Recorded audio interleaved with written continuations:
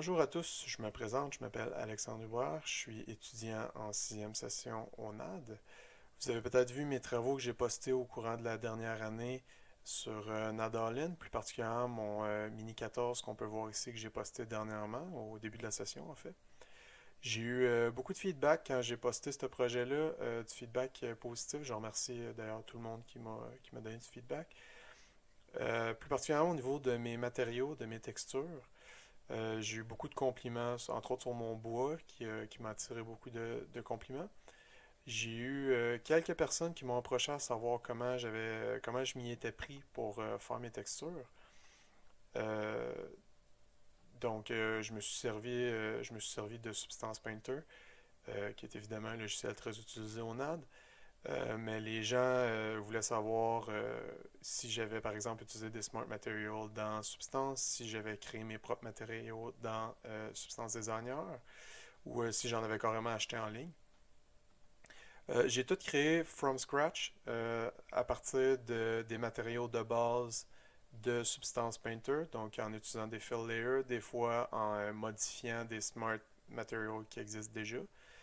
Je pense que Substance à la base offre beaucoup de jeux en fait avec les outils de base qu'ils nous offrent pour vraiment s'éclater, faire plein de belles choses.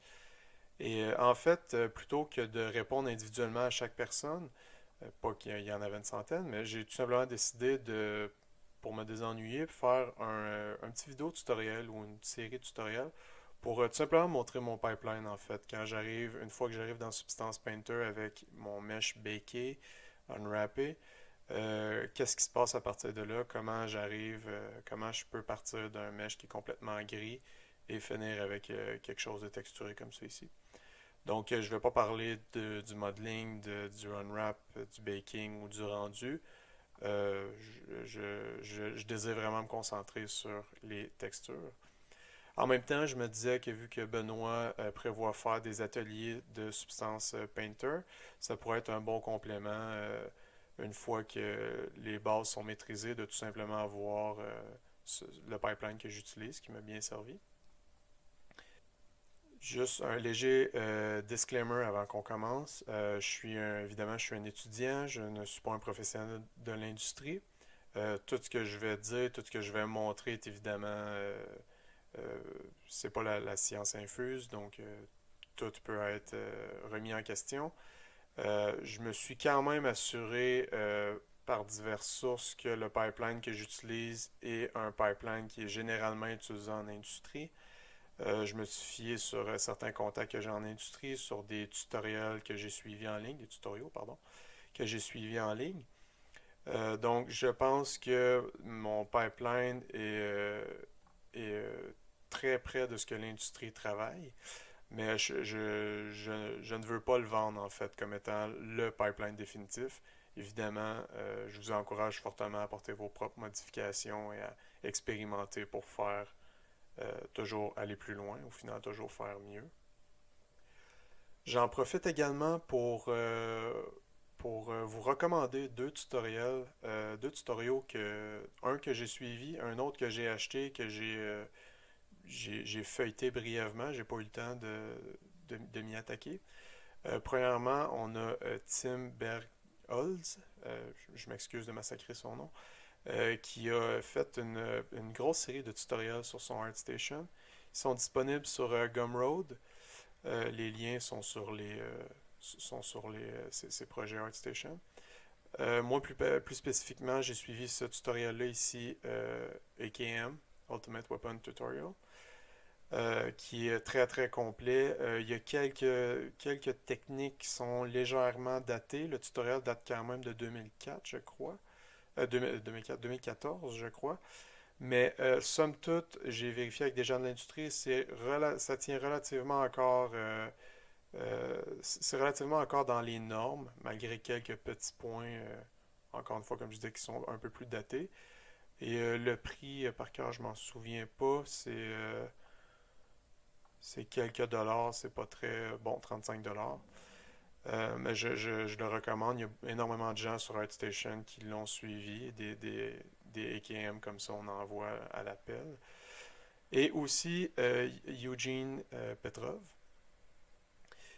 qui a fait un excellent tutoriel Springfield, ici, XD, que malheureusement, j'ai pas eu le temps de suivre, mais les textures de ce gars sont vraiment incroyables. On peut le voir un peu ici.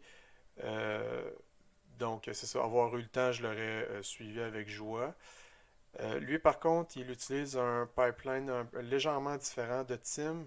Lui, il va préférer faire sa modélisation dans ZBrush et faire sa retopo dans Maya, si je me souviens bien.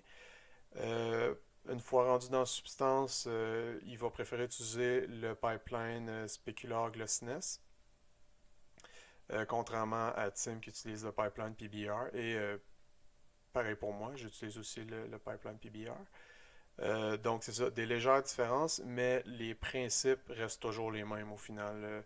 C'est pas le type de texture qu'on fait qui va changer le résultat final, euh, qui va changer la qualité en fait de ce qu'on fait. Donc c'est ça, je pense que vous pouvez quand même retirer des leçons importantes de chacun des tutoriels, même si, par exemple, comme moi, vous modélisez presque uniquement dans 3ds Max. Donc, avant de continuer avec le texturing, je me fais un point d'honneur de parler de deux étapes du processus pour créer un mesh qui sont très très importantes et qui sont souvent négligées par des étudiants. La première étant le fameux unwrap que tout le monde déteste. Bon, unwrapper, effectivement, c'est pas l'étape la plus fun, mais c'est une des étapes les plus importantes. Euh, les textures peuvent racheter beaucoup de lacunes sur votre modélisation, mais pour ça, ça leur prend de la surface sur laquelle travailler, ça leur prend de la résolution, et donc ça leur prend des bons UV. Vos UV vont aussi vous aider pour votre baking, qui est une étape aussi souvent qui est plus complexe. Plus vous allez aller chercher des résolutions sur vos UV, meilleur votre résultat va être, pour simplifier. Donc, comme on peut voir ici, j'ai unwrappé mon bouclier. Évidemment, il y a encore beaucoup de zones vides, beaucoup de zones mortes. Dans ce cas particulier ici, c'est un sacrifice acceptable, tout simplement parce que j'avais rien pour remplir les vides. J'ai essayé d'optimiser le plus que je pouvais. C'est vraiment le meilleur résultat que j'ai réussi à atteindre. Dans ce cas-ci, je considère que c'est un UV très acceptable. Mais si on prend, par exemple, une autre forme de UV que j'ai volontairement botché, ici, j'ai tout simplement fait un autopack sur 3ds Max pour packer mes UV. On peut voir qu'il y a énormément de zones mortes ici, de zones vides qui servent à rien. C'est de l'espace complètement gâché. C'est de la résolution que j'aurais pu aller chercher sur mon bouclier que je vais perdre. Donc, c'est des détails que je vais perdre. Ça va me limiter dans tous les petits détails que je vais pouvoir ajouter sur mon mesh qui vont vraiment le vendre comme étant plus réel, plus réaliste. Donc, ça ici, je considère que c'est vraiment un mauvais unwrap. Donc, faites attention parce que je vois encore des étudiants, même des étudiants plus vieux, qui tombent encore dans ce piège-là de ah, j'aime pas ça faire du UV, je vais packer ça n'importe comment, puis on s'en fout. Euh, pour des mèches plus génériques qui sont moins importants visuellement, auto-packer peut être une option dans l'optique où ce qu'on n'a pas beaucoup de temps. Mais personnellement, j'encourage jamais ça. Je préfère vraiment tout le temps packer mes UV moi-même à la main. C'est pas si long que ça. On se pop une émission sur Netflix, de la musique, peu importe, on commence à jouer à Tetris avec nos fonds, puis ça se fait relativement bien. Je pense que c'est un peu de temps qu'on peut se permettre dans notre pipeline pour avoir un meilleur résultat. Bon, ceci étant dit, c'était mon moment que, où je vantais les mérites du Unwrap. Maintenant, on va reprendre ma bonne scène. Tombez pas dans le piège contraire ici. Je me suis pris un exemple. C'est le unwrap pour mon TAR 21 que j'ai posté, si je ne me trompe pas, en juin dernier sur Nadalin. Ça ici, évidemment, j'avais beaucoup d'éléments sur mon arme. Mais ça ici, je considère encore une fois que c'est un mauvais unwrap, pas à cause de l'espace négatif que j'ai, tout simplement à cause du fait que j'ai pas assez d'espace négatif, en fait. Donc, c'est trop paqué, euh, c'est trop tête, en fait, comme UV.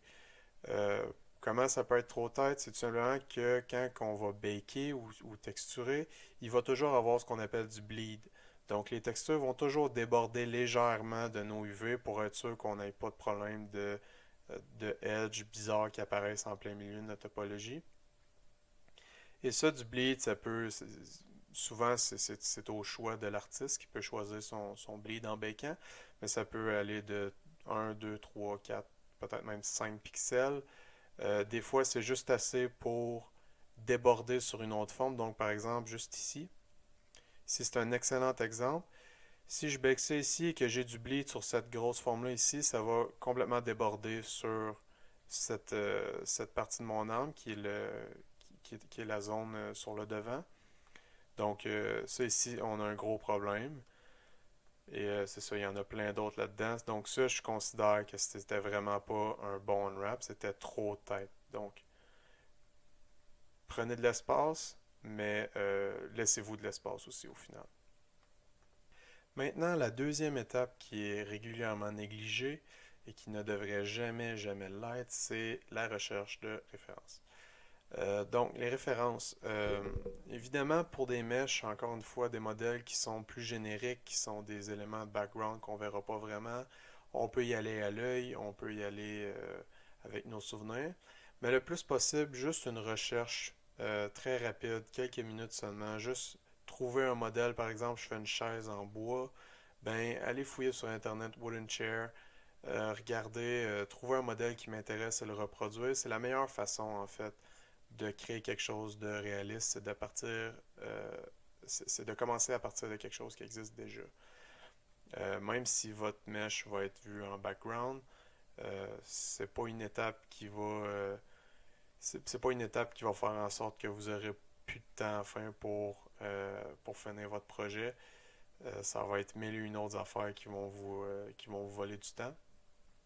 Donc, encore une fois, je pense que c'est du temps qu'on peut tous se permettre de prendre dans notre pipeline pour avoir un meilleur résultat. Pour vous donner une idée, pour mon Mini 14 que je vous montrais tantôt, c'est la recherche de référence que j'avais fait.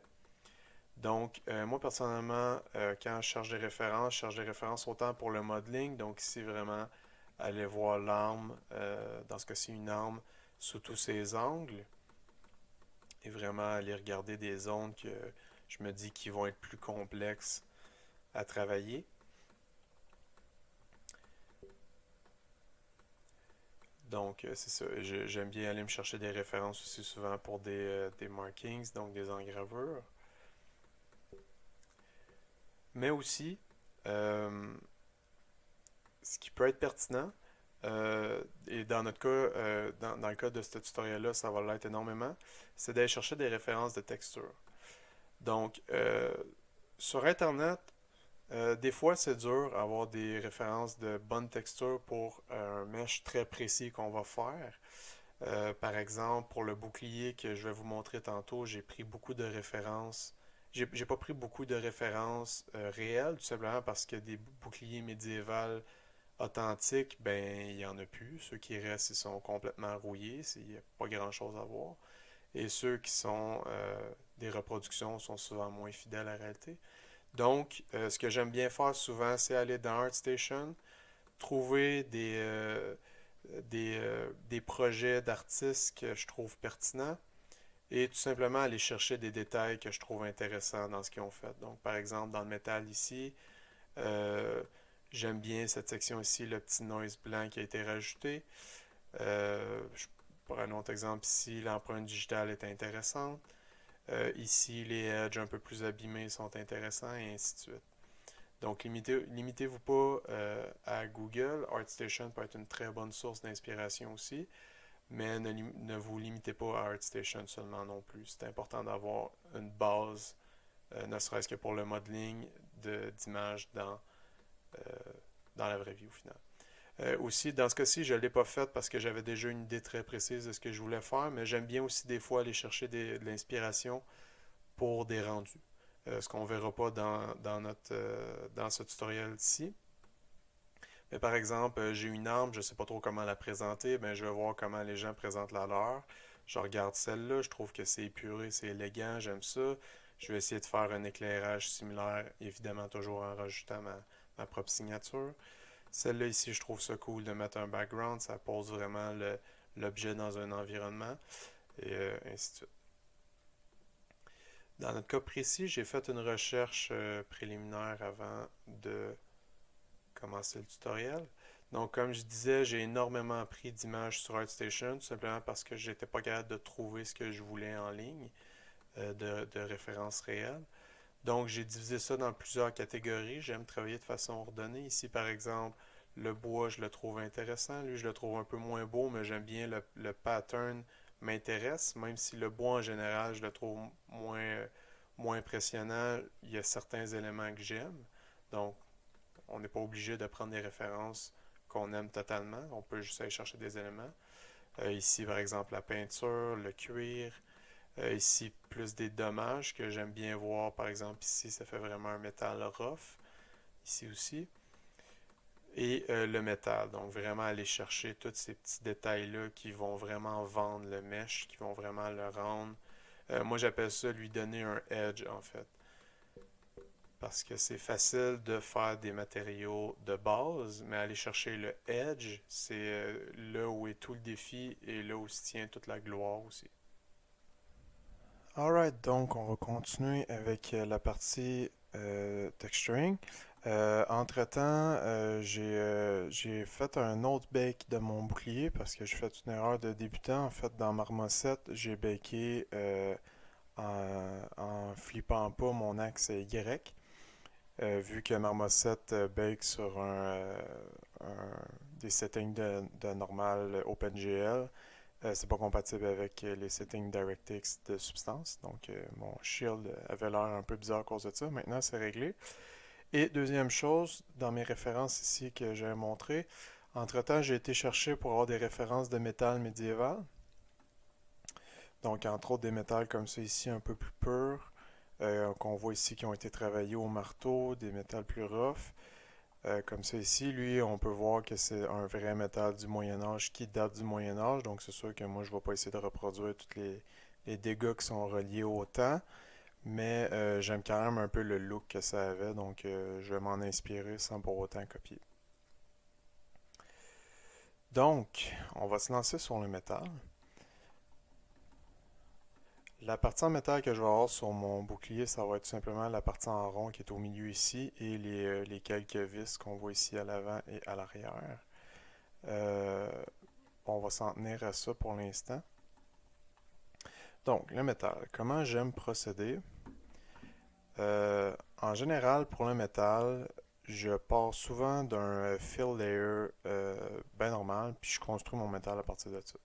Cependant, vous pouvez aussi aller dans Material, puis partir d'un matériel custom, ou un custom ou un matériel de base venant de substance. Ça peut souvent vous donner une bonne base, mais évidemment, il va falloir que vous repassiez en arrière pour le modifier. Donc, si je regarde rapidement ici, il y aurait peut-être Iron Hammered, Raw. Raw était bien de mémoire. Rough, essayons ça ici.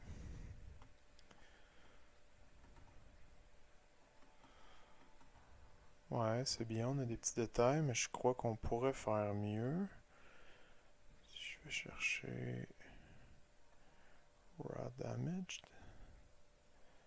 Celle-là est bien parce que si vous voyez, on peut voir il y a quelques déformations en fait sur la normale et sur la 8 map qui donnent vraiment un look un peu plus ruste, qui est pas pire. Sinon, quel autre qu'on avait dit? Hammered.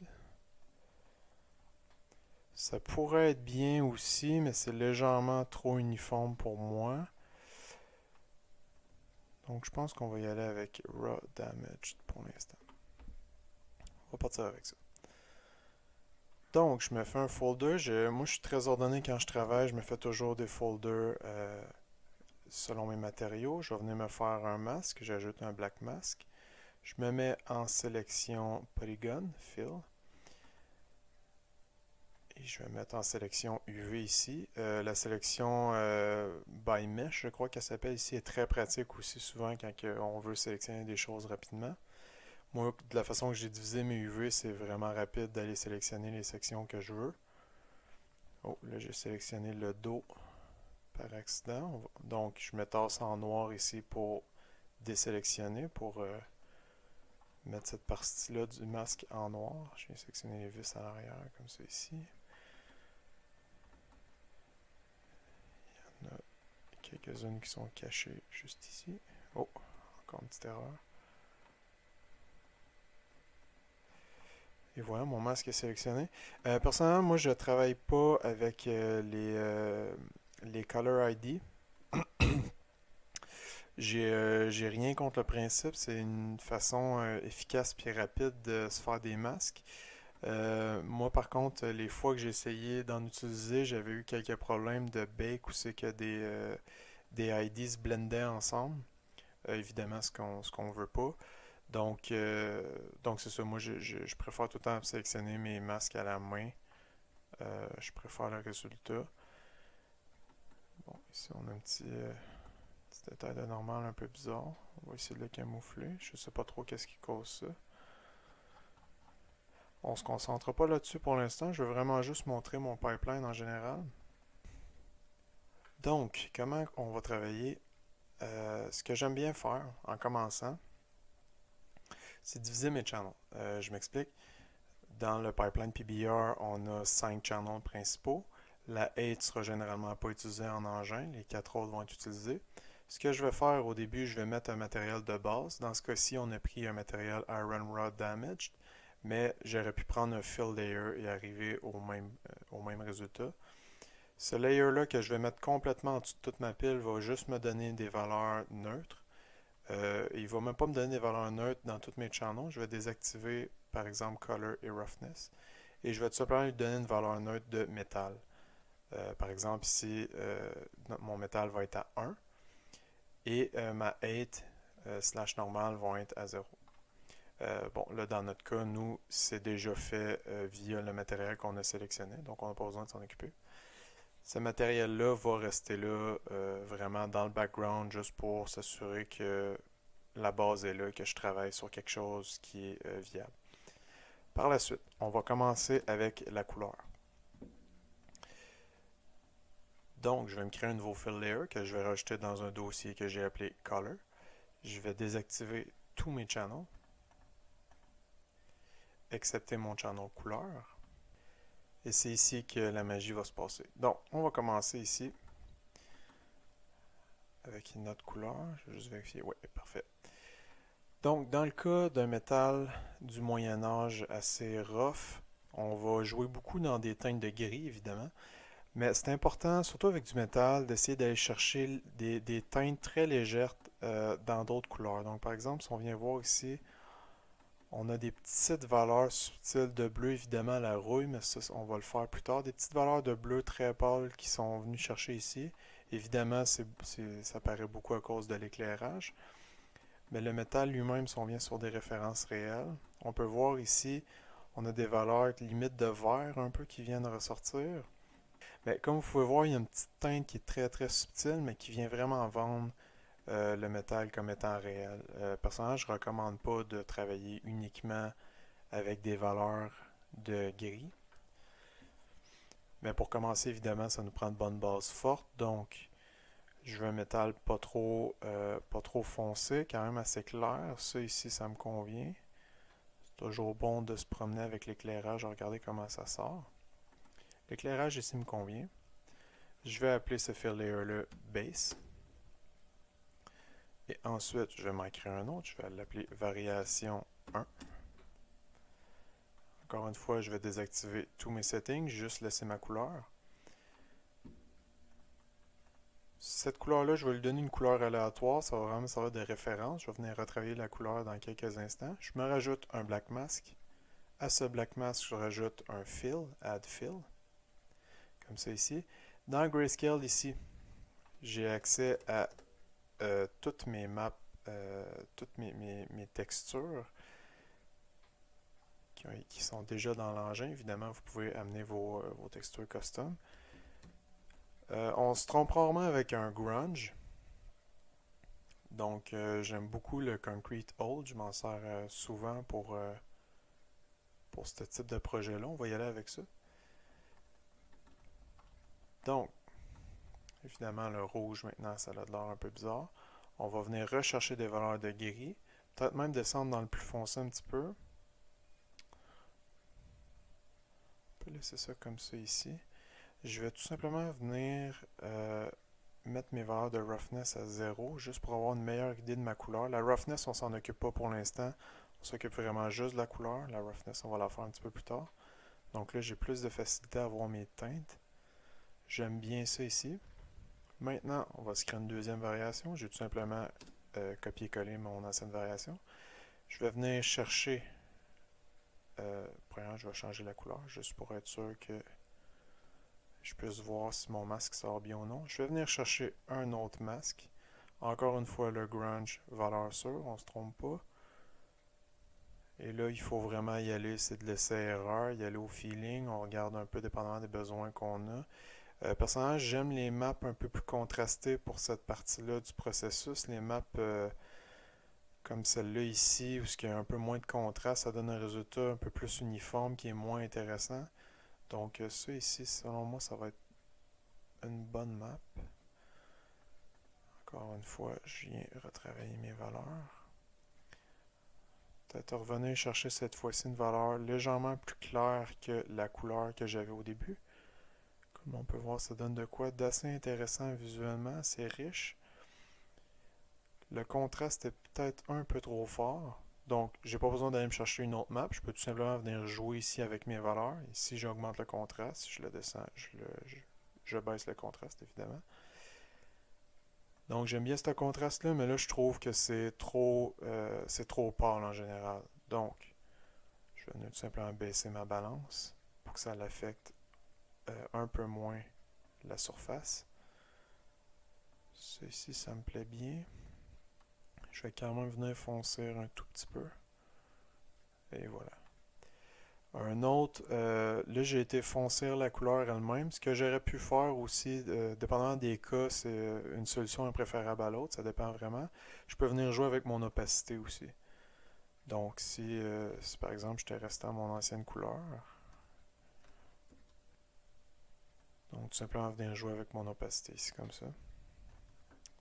Mais dans mon cas, j'étais plus satisfait du résultat en le fonçant juste un tout petit peu. Et voilà, comme ça ici. Donc là, j'ai mon métal de base ici. Maintenant, on va se créer une autre variation. Les variations, on peut en faire à l'infini. Tant qu'on a des masques, des couleurs différentes, on peut se rendre au nombre qu'on veut, en autant que ça ne devienne pas trop noisy visuellement, que ça garde une belle consistance. Mais dans ce cas-ci, on va venir chercher des valeurs un peu plus de couleurs. Donc, encore une fois, je viens me chercher un masque grunge. Celui-là ici m'a l'air bien. Je vais aller me chercher des valeurs de bleu très pâle. Donc, venez pas jouer dans des couleurs trop intenses, vraiment aller dans des couleurs un peu plus désaturées. Ici, on a quelque chose d'assez intéressant, mais là, je crois que c'est le masque que j'aime pas vraiment.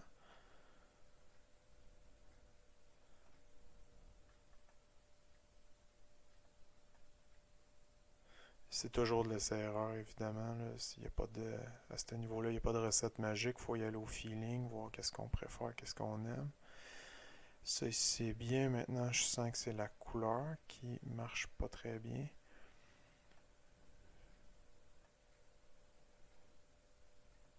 Donc, si je viens chercher une couleur un peu plus saturée, mais que je descends l'opacité.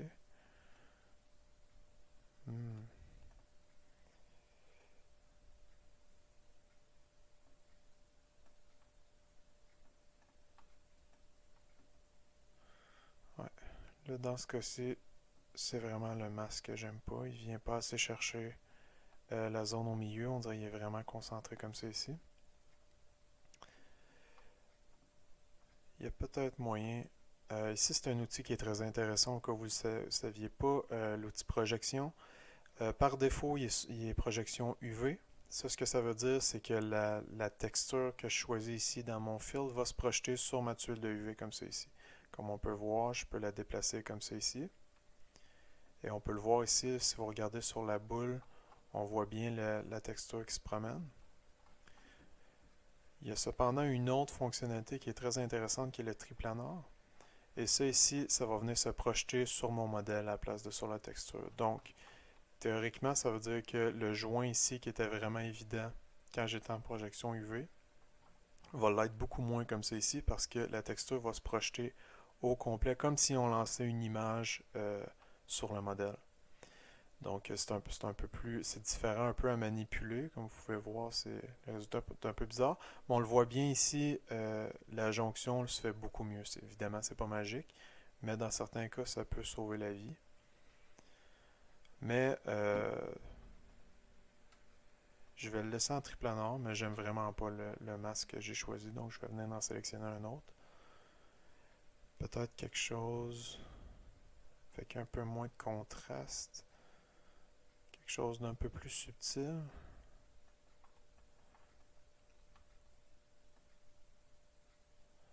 Ouais, ça ici c'est bien. Je pense que on va être pas mal mieux avec ça. Si je reviens chercher des valeurs un peu plus claires. Finalement, je suis allé dans le plus foncé. Ça c'est bien. Personnellement, j'aime ça. Ma couleur est faite. Du moins, la base est faite. Maintenant, on va continuer exactement le même principe, mais cette fois-ci avec la roughness. Dans mon cas, sur mon matériel de base que j'ai mis, vous allez vous en rappeler tout en bas complètement, j'ai déjà une roughness qui était appliquée dans le matériel. Si j'étais pour faire mon propre fill layer, j'aurais désactivé ces deux channels-là pour vraiment les travailler uniquement dans mes deux dossiers ici. Mais dans ce cas-ci, les valeurs sont déjà là, puis ont déjà de l'air assez fidèles, assez bonnes. Donc, je pense que ça peut nous donner une bonne base sur laquelle partir pour notre roughness. On va partir avec ça. On va partir avec ça. Donc, toujours le même principe, un fill layer. Cette fois-ci, je vais garder uniquement mon channel de roughness. Je vais mettre une valeur complètement arbitraire juste pour que je puisse voir la qualité de mon masque. J'appelle mon layer base roughness. Si jamais vous avez à échanger des scènes substances avec certains de vos collègues pour x, y raison, s'il vous plaît, si vous pouvez faire une organisation qui a de l'allure, qui est facile à comprendre, vos collègues vont vous en remercier grandement. C'est jamais le fun de chercher un setting particulier puis de rien comprendre, de rien trouver.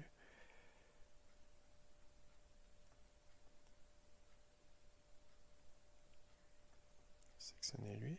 Je crois que je suis plus trop sûr, on va aller voir. Je crois que c'était c'était le masque que j'avais sélectionné pour ma deuxième variation de couleur. Qu'est-ce que ça change? C'est pas si grave que ça, mais personnellement, j'aime pas avoir un masque. J'aime pas avoir un channel de roughness qui est exactement positionné au même endroit qu'une variation de couleur.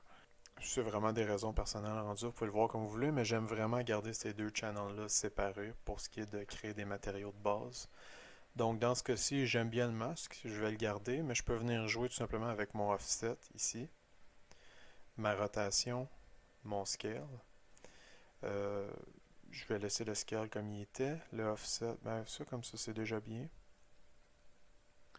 Et comme ça, les deux vont vraiment être distincts, ça va rajouter de la richesse à votre surface. Maintenant, je vais venir chercher une valeur qui est intéressante pour la roughness. La roughness est un peu plus complexe à setter vu que évidemment c'est juste les réflexions. Ce que vous pouvez faire en faisant C sur votre clavier, vous allez pouvoir naviguer entre les channels. Donc là évidemment j'ai juste ma roughness et ma base color qui ont de la matière et mon masque. Dans le cas de la base color, je m'en sers pas parce que ça a un look unlit que je trouve qui, personnellement, moi, m'aide pas à donner une idée de ce que ça va donner. Mais pour la roughness, ça peut être très pratique parce que c'est sûr qu'on va souvent chercher à on va sûrement chercher du contraste dans notre roughness. Donc, pas avoir trois variations de roughness qui ont à peu près la même valeur parce que rendu là, ça sert à rien d'avoir trois variations.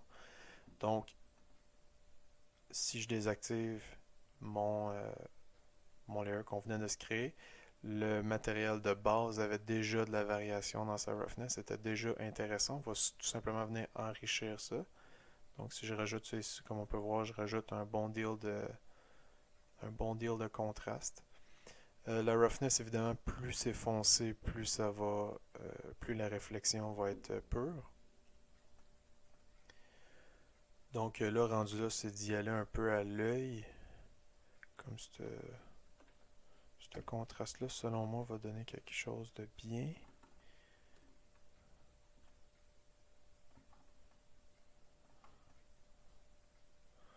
Ça a l'air bien. Je vais venir me créer une variation 1. En fait, dans ce cas-ci, ça pourrait être ma variation 2 parce que techniquement, variation, ouais. Techniquement, ça ici, c'est ma variation 1 vu que j'ai mon base est déjà seté dans le matériel de base. J'aurais pu faire la même affaire ici. Là, mon base aurait pu s'appeler variation 1. Mais je ne l'ai pas fait. Donc, variation 2. On va venir se chercher une autre map.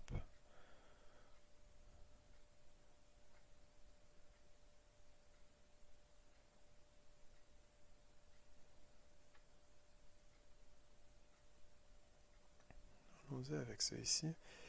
Cette fois-ci, je vais chercher une roughness beaucoup plus basse, beaucoup plus mat, pour encore une fois toujours aller chercher ce fameux contraste. Je pense que je l'ai passé, il était ici.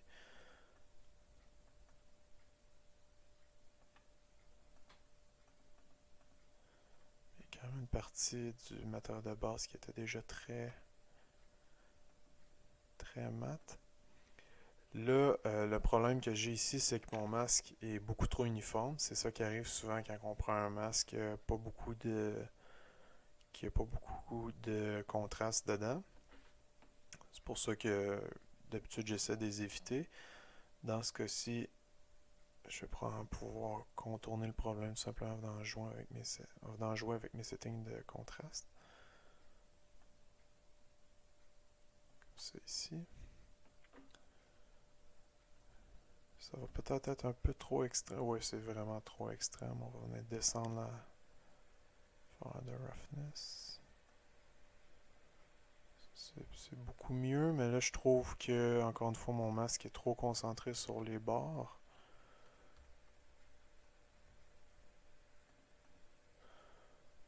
Donc je vais venir me mettre en triplanar. Je vais venir jouer avec mon masque, voir si je suis capable d'aller chercher. Ça ici, ça a l'air bien. J'ai une belle grosse tache ici qui peut être très intéressant, surtout si je le mets dans une zone où la roughness est plus forte, comme on voit ici où elle est plus foncée. Ça pourrait donner un contraste intéressant. Pour revenir au matériel, je ne l'ai pas dit tantôt, pour circuler dans les channels, c'est C. Pour revenir, c'est M. M pour matériel. Donc ça, c'est bien, encore un peu extrême. Descendre un peu ici, et voilà. Essayez toujours de travailler dans la subtilité. C'est rare que c'est vendeur quand on vient vraiment mettre des contrastes extrêmes, autant dans les couleurs roughness, entre les matériaux. Assurez-vous qu'il y a tout le temps une belle harmonie dans vos textures. Euh, le secret, c'est vraiment dans les détails. Les détails sont toujours simples visuellement. Ils s'harmonisent toujours bien, mais ils viennent vraiment rajouter beaucoup à votre modèle. Donc, mon pipeline est aussi simple que ça. C'est toujours la même recette. Après ça, c'est tout simplement la réappliquer sur différentes zones. Vous allez vous demander pourquoi qu'on n'a pas touché au métal et à la 8. Le métal, tout simplement, que c'est une valeur qui varie pas beaucoup. C'est un ou 0. Très rarement, dans des cas, ça va être entre les deux. Ça, c'est pour des matériaux vraiment spécifiques. Euh, mais soit que votre matériel va être métallique ou non. Dans ce cas-ci, il est métallique. Mais si, par exemple, ce qu'on va pouvoir voir peut-être un peu plus tard, si par exemple, je viendrais me rajouter un peu de rust, comme ça ici, ma rust en question, ma metalness, on la voit pas ici, mais ma metalness, si j'avais eu le contrôle dessus, évidemment, je l'aurais mis à 0 parce que la rust en tant que telle, oui, c'est quelque chose qui affecte le métal, mais c'est pas du métal en soi. Ou du moins, ça n'agit pas comme du métal au niveau des réflexions. Donc, l'exemple aurait probablement été mieux avec de la terre ou de la dirt ou de la dust ou peu importe. Mais, euh, mais c'est ça. C'est pour ça qu'on ne va pas faire des variations de métal. Pour la 8 maintenant, 8 est normal. Ça va vraiment dépendre du matériel que vous faites et de... Ça va vraiment dépendre de ce que vous faites. C'est assez rare que je vais faire le même processus avec la 8 parce qu'en général, les, euh, les projets que j'ai eus avaient des métaux plus, on va dire, plus industrialisés, moins artisanal, donc plus lisses visuellement. Donc, j'avais pas besoin d'énormément de variations de 8. Souvent, mes variations, je venais les chercher dans des dommages, des dégâts que je faisais par après, ce qu'on va voir un peu plus tard. Mais dans ce cas-ci, si je ramène mes images de référence, dans ce cas-ci, j'aimais beaucoup ici les travaux de marteau qu'on voit comme ça ici. Euh, le travail, on voit vraiment que ça a été forgé à la main, ça n'a pas été coulé dans une... c'est un bon exemple, ça n'a pas été coulé dans une fonderie.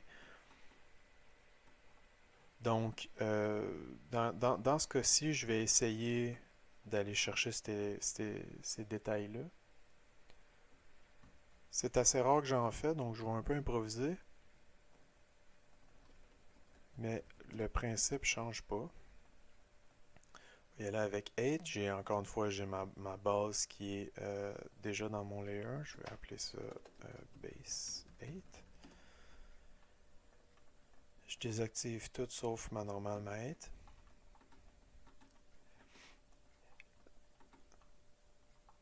Donc, encore une fois, toujours le même principe. Black mask, add fill. Je viens chercher un mask grunge.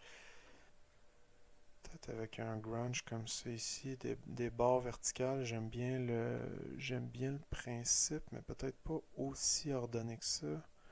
Je chercherais quelque chose de peut-être un peu plus chaotique. Ça ici, ça pourrait être bien.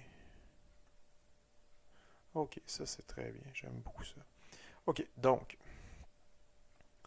je vais venir réduire le scale de ma texture. Je vais me mettre en triplanar, comme ça ici.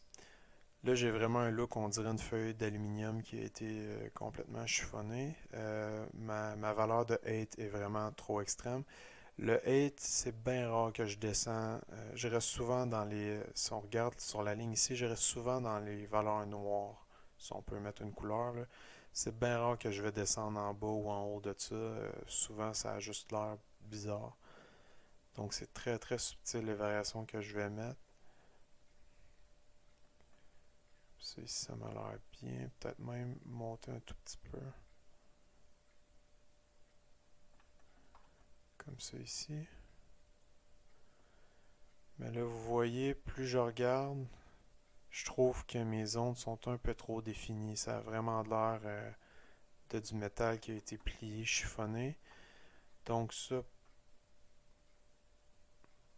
mon contraste est déjà très... En fait, il est au minimum. Je peux pas le baisser plus que ça. Ce que je vais faire dans ce cas-ci, pour me donner un peu de jeu encore, je vais aller me chercher un filter. Donc j'ai fait clic droit, add filter juste ici. Et je vais venir me chercher un blur, qui qui est le troisième en haut. Et je vais venir mettre un blur très très très léger, parce que le bleu est très fort.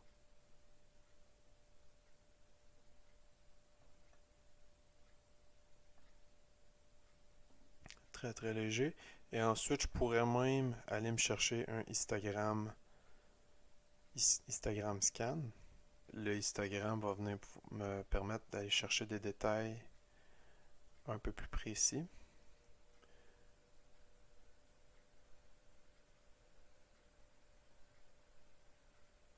Donc ça, j'aime bien parce que ça montre, c'est comme si en coulant leur métal, il y avait eu des petites poches d'air qui s'étaient incrustées. Ça donne quelque chose d'assez intéressant. En fait, vous voyez, j'ai fait un 360, j'ai désactivé mon blur. Pardon, en appliquant mon Instagram Scan, j'ai vu quelque chose que je trouvais intéressant, qui était vraiment pas ce que je cherchais à la base.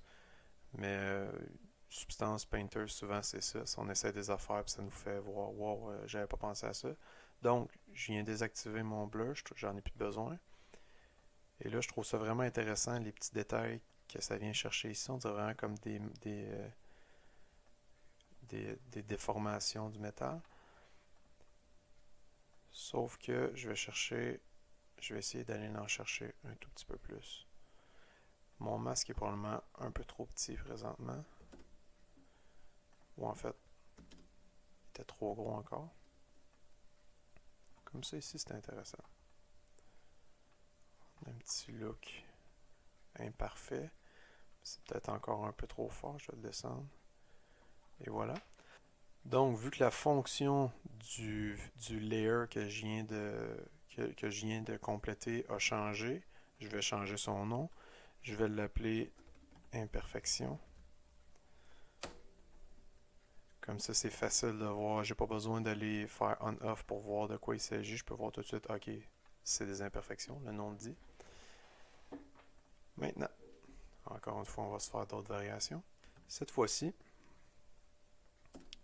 je vais essayer, je ne garantis pas le résultat, je vais essayer d'aller chercher une texture comme si la pièce de métal avait vraiment été, s'était vraiment fait cogner par un marteau plusieurs fois.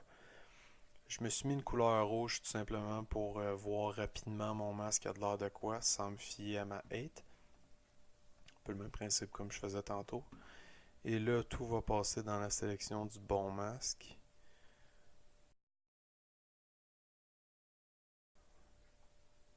Ça s'enligne. Ça s'enligne pour que je trouve pas ce que je veux. Pas de panique. On avait vu tantôt, il y avait un métal qui était forgé. Comme ça ici. Je peux partir de ce métal-là, enlever toutes les valeurs sauf celles qui m'intéressent et peut-être essayer de les modifier un peu pour plus m'aider dans ce que je cherche. Donc ça ici c'est intéressant, mais c'est un peu trop uniforme. On dirait vraiment comme une ruche d'abeilles. C'est trop, on dirait trop un pattern, surtout en triplanar comme ça. Je pense que dans ce cas-ci, je vais laisser un UV projection. Donc j'ai juste gardé ma normale, ma 8.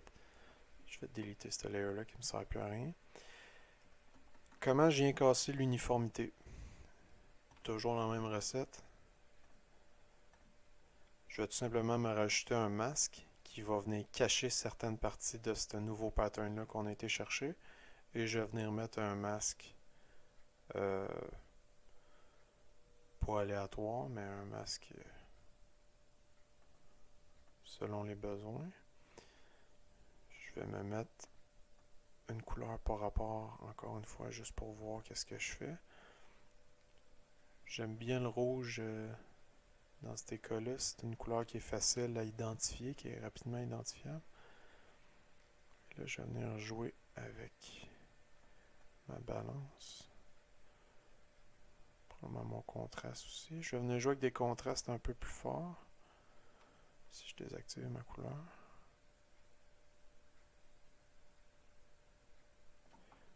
C'est intéressant, ça l'a cassé légèrement. On voit bien ici sur ma normale, c'est venu casser assez bien ici, mais par contre, c'est encore trop uniforme à mon goût ici. Donc je vais venir essayer de déplacer mon masque, ouais. Pour essayer de chercher toutes les zones de mon... toutes les zones de ma surface. Donc ça c'est bien, on peut voir que le masque s'étend vraiment partout. Sauf que là, on a complètement perdu les détails de mon de mon matériel. Donc, je vais venir réduire ma balance, ou dans ce cas-ci, l'augmenter.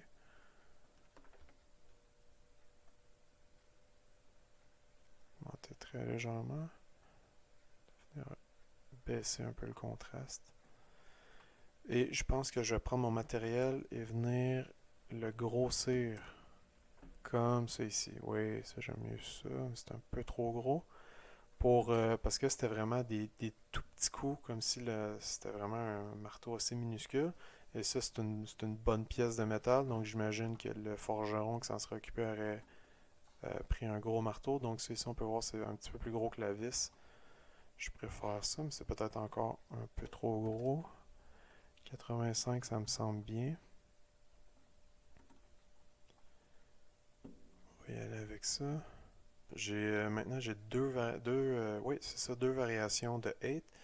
Je trouve que c'est pas assez, c'est encore un petit peu trop uniforme comme surface, surtout si je viens chercher dans mes images de référence ici. Si on voit cette surface-là ici, on dirait vraiment qu'il y a eu de l'usure dessus. Je parle pas des scratchs, mais je parle peut-être un peu plus des pocs, qui évidemment seraient probablement reliés à l'usage d'une bataille, mais qui est peut-être tout simplement aussi quand que le bouclier s'est fait construire. Donc ça ici, il y avait des détails intéressants au niveau de la roughness, mais au niveau de la height, ça, personnellement, j'aime pas ça. C'est beaucoup trop rond, beaucoup trop uniforme. Il n'y a rien d'aussi parfait que ça dans la vie. Celle-là ici, je trouve que c'est vraiment, pour ce qu'on cherche à faire, c'est vraiment la meilleure référence. Et en suivant le même principe,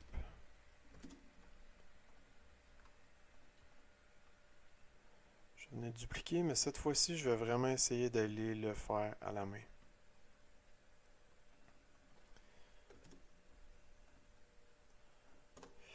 Des fois, il faut ouvrir ses horizons un peu, peut-être sortir du grunge. Si je viens ici dans procédural, c'est là que j'ai toutes mes masques. Et là, on peut se promener. Des fois, on peut tomber sur des belles surprises, des masques qu'on n'avait pas nécessairement pensé, mais qui sont parfaits pour ce qu'on recherche.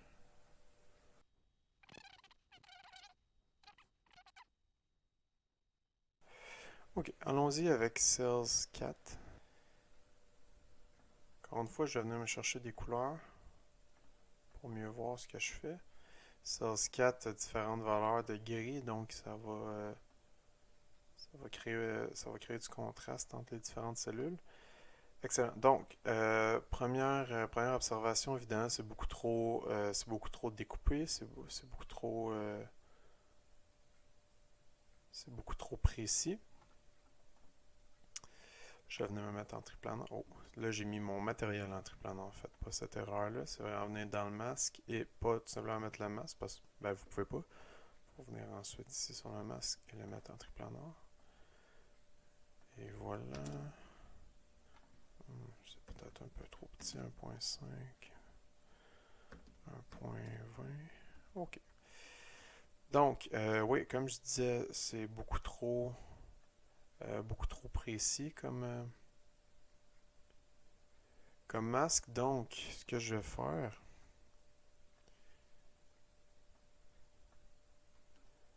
je suis assez limité par les paramètres de base du masque. Donc, je vais venir jouer avec mes différents filters et levels. Si je viens jouer avec un blur ici, on va regarder qu'est-ce que ça donne. Je quoi qu'on pourrait aller chercher d'intéressant. Je suis assez confiant. Si on vient jouer avec un level, juste voir qu'est-ce qu'on est capable d'aller chercher. J'ai aucune idée de ce que je fais présentement. Je vais vraiment à l'œil. C'est ce qui est le fun dans Substance, c'est d'essayer des affaires jusqu'à temps que ça marche. Comme là, j'ai probablement pas assez de contraste. Ça va prendre trop se blender dans le reste du matériel. Donc si je viens juste augmenter la valeur ici, ça a l'air bien. Si j'enlève la couleur, ah, c'est bien ça. Donc là, ça va être de lui donner la bonne valeur de height. Ça a l'air d'être une bonne valeur, mais il y a des petites zones comme ça ici, que je trouve peut-être un petit peu trop fortes. Mais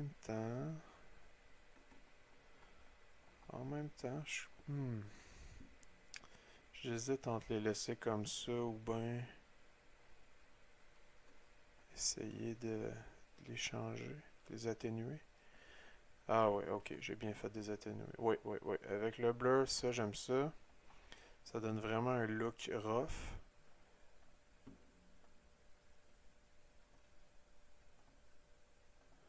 On va peut-être venir changer légèrement la position. Pour que ce soit un peu moins... Parce que là, le problème, ici, j'ai cette grosse patch-là ici que je trouve qui se détache pas assez du matériel de base. Donc, je vais tout simplement essayer de changer un peu ma position. Essayer d'avoir de quoi de peut-être un peu moins... Ah, ça ici, je crois qu'on aurait de quoi d'intéressant. J'enlève ma couleur. Pardon. Ouais, ça j'aime bien. Ouais, ça j'aime bien. Excellent.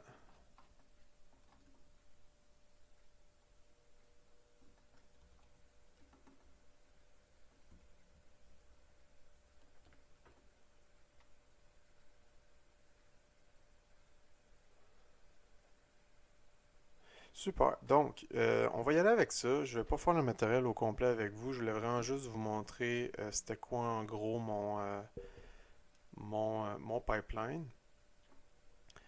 Euh, donc là, c'est ça, évidemment, le rendu là, c'est vraiment à vous de vous éclater puis d'expérimenter. Euh, Mettons, si je regarde ça rapidement, je trouve les petits trous ici, c'est peut-être pas les imperfections qu'on a faites en commençant, sont plus vraiment de mon goût maintenant que je regarde ça avec le reste. C'est probablement que j'y travaillerais pour que les trous soient un peu plus petits, un peu plus subtils, peut-être légèrement plus nombreux aussi. Euh, mais c'est ça, rendu là, c'est vraiment de travailler, d'aller non seulement aller chercher les bons masques, mais les modifier comme il faut, aller chercher les bonnes valeurs de hate aussi. Vous voyez, avec un hate un petit peu plus fort, ça a déjà plus sa place. Peut-être même qu'on pourrait rajouter un peu de couleur. Venir chercher un gris un petit peu plus foncé, comme ça ici. Mais c'est ça, rendu là, c'est vraiment à vous d'expérimenter, d'essayer. Il y a quand même deux autres choses que je veux voir avec vous. Je vais vous montrer le pipeline un peu qui est très similaire du bois, mais qui est légèrement différent de par comment je commence. Et après ça, j'aimerais ça vous montrer comment je fais pour appliquer du dommage par-dessus ça ici, donc de la rouille, des scratchs, des dégâts généraux, peut-être même sur le bois aussi. Excellent. Donc, pour le bois. Le bois, lui, j'aime pas commencer d'un matériel, euh, d'un tout nouveau matériel, en fait, d'un fill layer vierge. Souvent, le bois, je vais commencer avec lui ici, qui est le Wood Chest Stylized.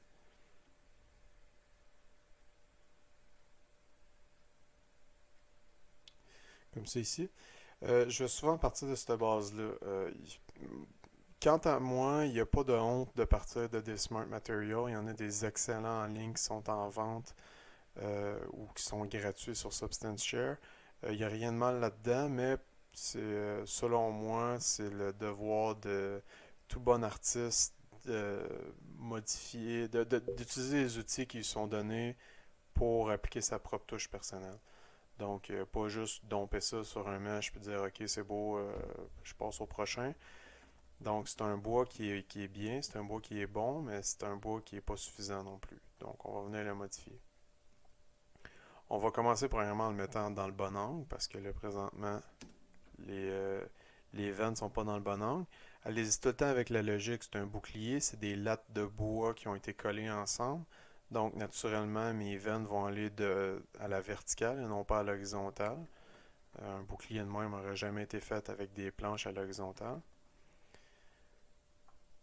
Juste avant, premièrement, je vais renommer mon Smart Material. Je vais l'appeler tout simplement Wood. Je vais masquer euh, la zone que je veux, qui est celle-là ici.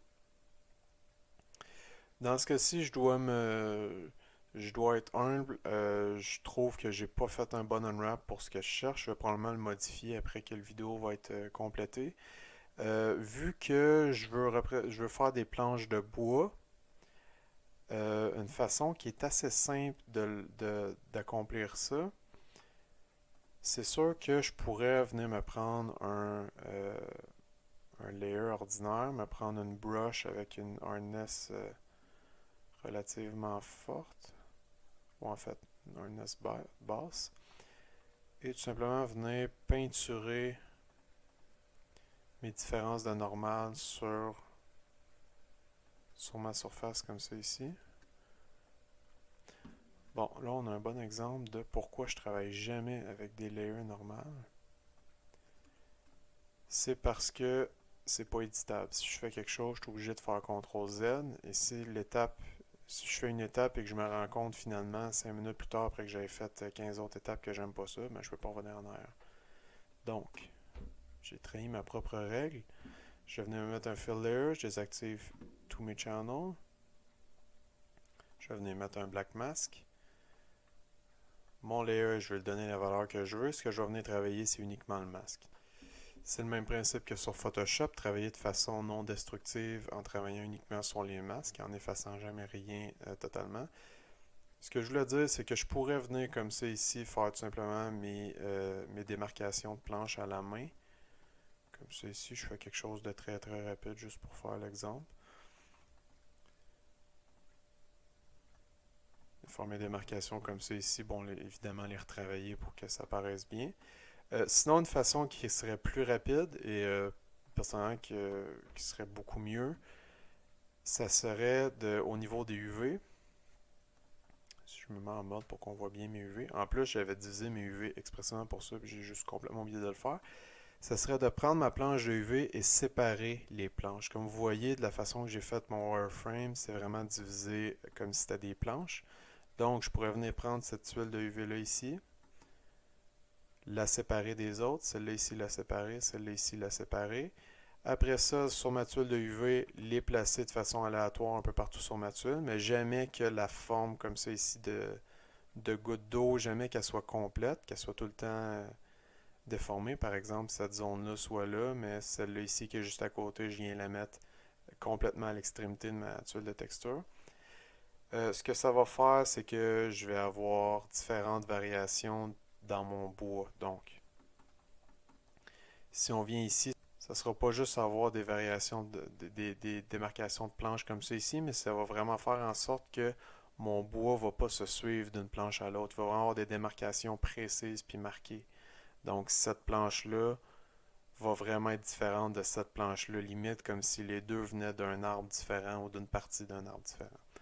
Donc, quand je dis au début que l'UV c'est vraiment important, c'est des choses à réfléchir puis à penser. Puis à force d'en faire, ça vient naturellement. On sait que si je mets mon seam là, puis que je tasse ce truc-là là, ben rendu dans Substance, ça va me sauver cette étape-là, puis j'aurai pas besoin de revenir en arrière après que j'ai fait mes textures, comme ça va être mon cas.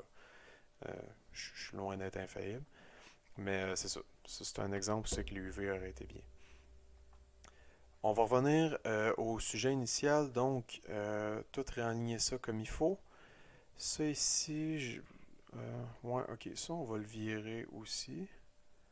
Mettre les veines toutes dans le bon sens. Lui, on va pas le virer parfaitement à 90 degrés, il l'était pas sur le matériel de base. Puis on voit bien pourquoi, là, si je le mets à 90, ça blende un peu trop avec les veines.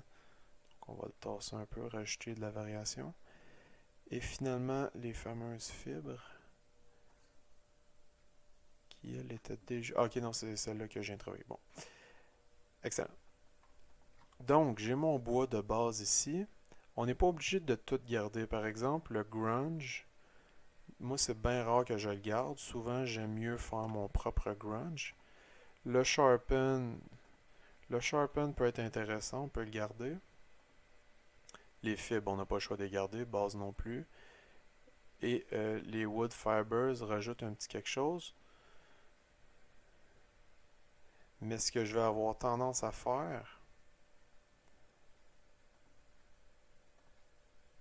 ça va être de venir les modifier pour vraiment faire ce que je veux. Donc encore là, je mets une couleur vraiment flash, vraiment aléatoire, juste pour voir qu'est-ce que je fais. Je vais venir modifier le masque. Pour ce que j'aimerais faire, c'est avoir des longues veines bien séparées une des autres, bien distinctes. Donc pour ça, le masque de base nous donne quand même beaucoup de jeu. Donc si j'ai réduit le amount, j'augmente la thickness, j'augmente la length quasiment au maximum. Je randomise les longueurs. Je peux mettre un peu de warp, mais pas trop. Je réduis le amount, comme ça ici. Je peux encore augmenter la longueur. Ici, la longueur est encore vraiment pas assez grande pour moi. Je peux venir changer le scale. Comme là, il était à 3. Pour le besoin du matériel de base, ça suffisait. Mais moi, pour ce que je veux faire, c'est pas assez gros. 1, c'est beaucoup trop gros. On va rester à 2. Et là, vu que j'ai changé la nature des veines de bois, je vais revenir mettre l'orientation à 0 pour que ce soit vraiment vertical.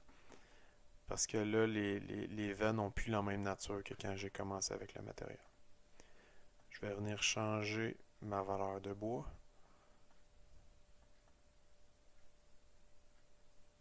Ma valeur de bois, je voulais dire mes couleurs. Et là, ça paraît pas. Pourquoi? Parce que mon opacité est à 20. Si je viens l'augmenter comme ça ici, là c'est déjà plus intéressant. Et là, si je ne me trompe pas, oui, le matériel a déjà une valeur de 8 préétablie. La valeur était dans le positif, c'est-à-dire que ça ressort. Et on le voit bien ici. On le voit bien, on le voit un peu. Si vous voyez, c'est vraiment comme si la veine elle sortait. Ça vient donner du relief au bois. C'est pas ce qui nous intéresse. Nous autres, une veine, ça rentre dans le bois.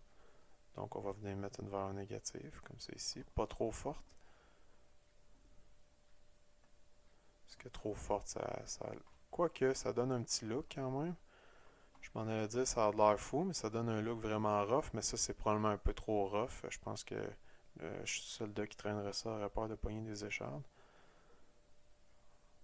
Faut lui donner un look rough, mais pas trop. Comme ça ici. Les fibers, c'est un autre cas. Les trois Smart Materials qui sont de bois, qui sont de base dans substance, ont ce setting-là.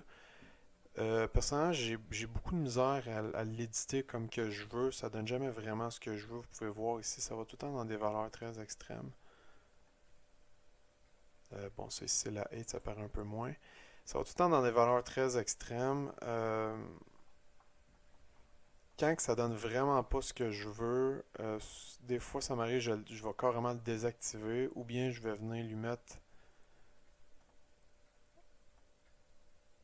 un level et tout simplement réduire le contraste.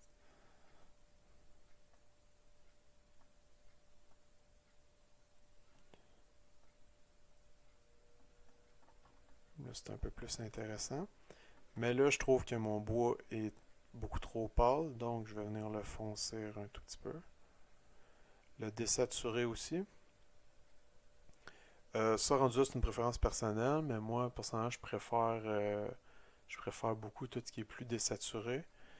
Si je viens regarder dans mes références, Ben ici, en fait, on a deux très bons exemples. Si on a quelque chose de très foncé, très désaturé, quelque chose ici un peu plus pâle. Personnellement, moi, je préfère le look général de ça, même si j'aime beaucoup les veines de bois et les nœuds qu'il y a dans celui-là.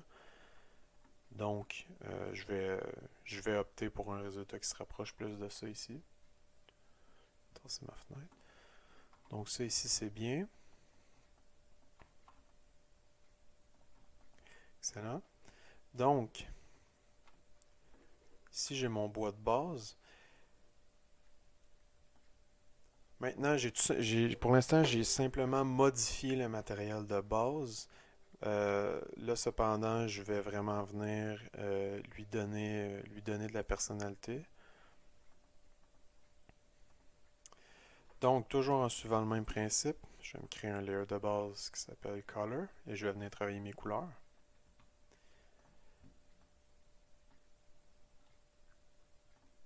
Donc, ce qui peut aider, moi, ce que j'aime bien faire, c'est que je viens chercher la pipette, je viens chercher ma valeur ici. Et ensuite, c'est facile de tout simplement aller se promener dans des valeurs avoisinantes pour pas trop être dépaysé dans nos couleurs. Ça, c'est bien. Je vais l'appeler variation 1. L'étape suivante, vous la connaissez déjà rendue là. Je l'ai faite souvent. On va venir se chercher un grunge. Un grunge, encore une fois, qui va avoir quand même assez de contraste. Si je me trompe pas, il y en avait qui avait un look plus de bois. Je pense que c'était ici. Grunge Map 05.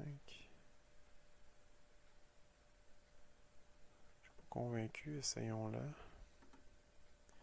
Là, je vois vraiment rien. Je suis pas capable de voir sur quoi je travaille, donc je viens me chercher une valeur extrême.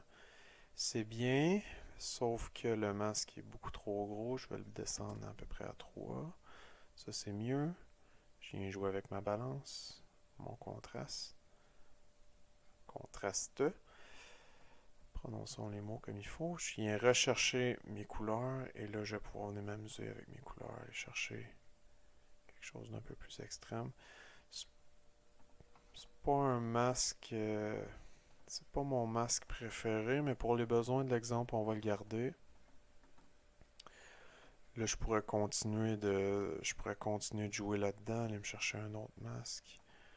Prenons-en un au hasard, par exemple, celui-là ici.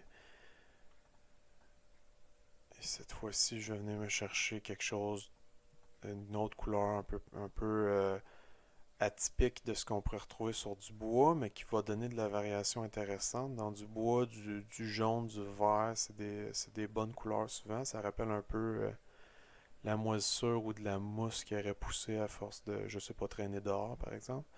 Là, ici, évidemment, c'est beaucoup trop fort. Je vais venir descendre l'opacité de ma couleur. Comme ça, ici, vraiment donner quelque chose de très, très subtil. Mais si je l'enlève, on voit que on voit la différence. C'est encore un peu fort. Je peux venir changer la couleur aussi.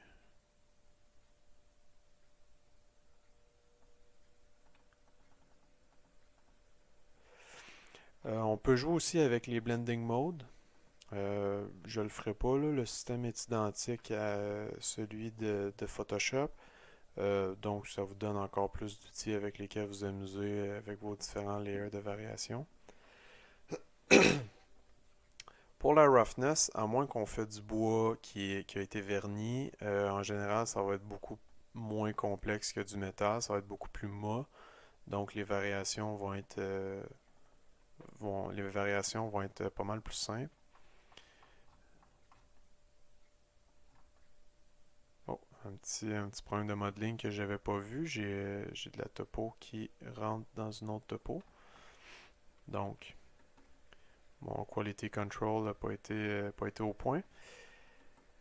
On va faire comme si c'était pas là. Donc, pour la roughness, comme je disais, à moins que ce soit un bois qui a été verni, ça va rester assez mou. Cependant, où le bras va passer, ou où il va y avoir des contacts avec la peau, ou n'importe quel autre matériel, le bois va finir par se lisser naturellement. Je ne sais pas si lisser c'est un vrai mot. Va finir par, il va reluire un peu plus à cet endroit-là. Donc à ce moment-là, je peux me faire un folder, appeler roughness base, tout désactiver sauf ma roughness, mettre une roughness légèrement plus élevée, mais c'est encore une fois c'est du bois, donc je vais pas aller dans des valeurs aussi extrêmes qu'avec le métal. Et chercher de quoi de plus subtil comme ça ici.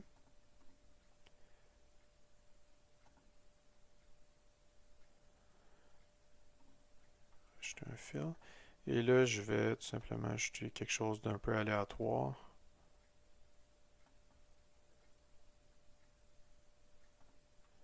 Mais cette fois-ci, je vais vraiment garder mon contraste beaucoup plus bas qu'avec le métal. Parce que de toute façon, la roughness paraîtra pas beaucoup. Je reviens au matériel.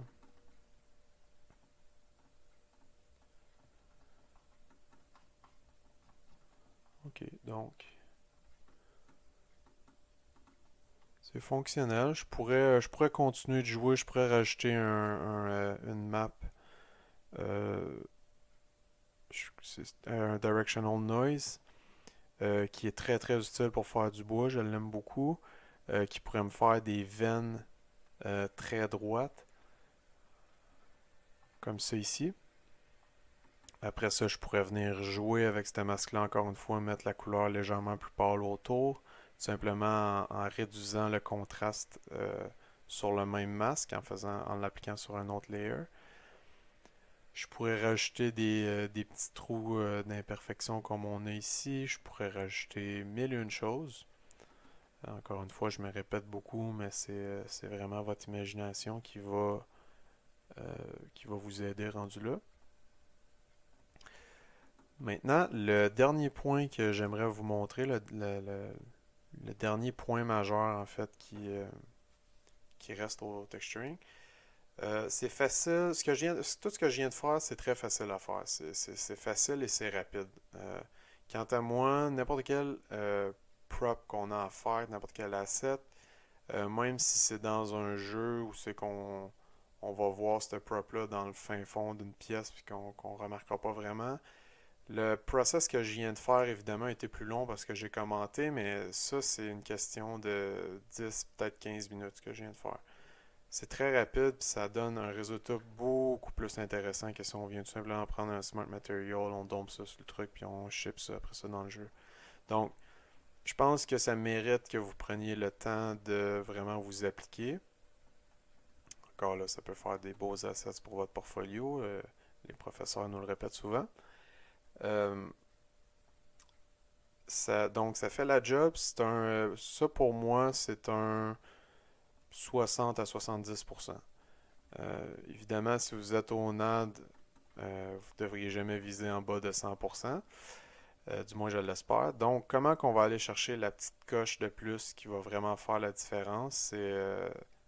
C'est vraiment ça, en fait, qui va faire en sorte que vous allez passer du latest, de la catégorie latest sur ArtStation au trending. C'est vraiment le temps de plus que vous allez mettre dessus. Pour vous donner une idée, mon Ruger Mini 14 que j'ai montré au début du vidéo, les matériaux de base, je les ai claqués, je pense, en 2 ou 3 heures. Mais après ça, j'ai passé un bon 7 à 10 jours à juste tweaker mes matériaux, juste je vais augmenter la roughness à telle place. Ah, finalement, j'aime pas ça, je vais la baisser un petit peu. À cette place-là, je vais rajouter de l'imperfection. À cette place-là, ah, le métal a probablement été plus usé à cette place-là, donc je vais venir l'endommager ici. Ça a été beaucoup de temps à revenir, à repasser. Et personnellement, je suis très content du résultat que ça a donné. Je suis content d'avoir mis le temps qu'il fallait dessus. Donc, si vous voulez vraiment faire un prop high-res qu'on va voir de proche ou vous voulez présenter dans votre portfolio en être fier, euh, c'est du temps supplémentaire que vous devez prévoir dans votre pipeline, de dire vraiment, ok, là, je vais m'asseoir, je vais prendre mon prop qui est déjà très beau, puis je vais l'amener encore plus loin. Je vais surpasser ce que j'ai déjà. Donc ça, comment faire ça?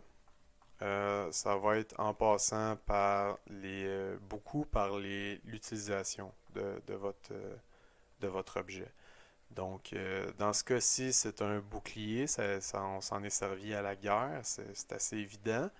Il y a des assets qui sont un peu moins évidents. Par exemple, je me souviens, j'avais eu une caméra à faire dans un projet précédent, une caméra vidéo. Faire du plastique, c'est vraiment pas évident. Puis une caméra, c'était une caméra qui traînait d'un salon. Elle avait pas fait le Vietnam, fait que c'était compliqué lui donner de la personnalité. C'était un assez bon défi. Mais il y a toujours moyen d'y arriver. Il n'y a jamais rien qui sort qui est parfaitement beau, qui est pas utilisé, qui n'a jamais été touché. C'est assez rare dans le domaine qu'on fait, dans les projets qu'on fait. C'est assez rare. Donc, j'arrête le blabla, je m'en vais, je rentre dans la viande. Si je reviens sur mon métal, ok, on va laisser le bois pour l'instant. Je reviens dans mon métal. Je vais prendre toutes mes layers que j'avais pris pour faire mon base metal, puis je vais l'appeler justement base metal. Et ça, pour l'instant, j'y retoucherai pas, mais c'est toujours du back and forth. On va rajouter des trucs par-dessus. On va revenir finalement, vu qu'il y a un scratch là, ben ce trou-là, je veux plus qu'il soit là, ben je vais venir l'enlever, je vais venir le peinturer. Donc c'est ça. Donc, les dégâts. Damages. Dans Damages, je vais me créer un autre dossier. Je vais l'appeler Edge Damages. Oh, Damages, oui.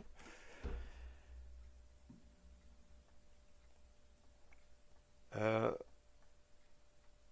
évidemment, excusez-moi, j'ai de la misère avec ma souris. Dans dans le dossier damage, vous l'aurez deviné, ça va être tout ce qui va être les dégâts, donc les scratchs, la rouille, les, tous les résidus huileux de si quelqu'un a touché à tel endroit. Nos mains, il y a beaucoup d'huile dessus, de cochonnerie, ça va changer la roughness, la terre, la dust, tout ça.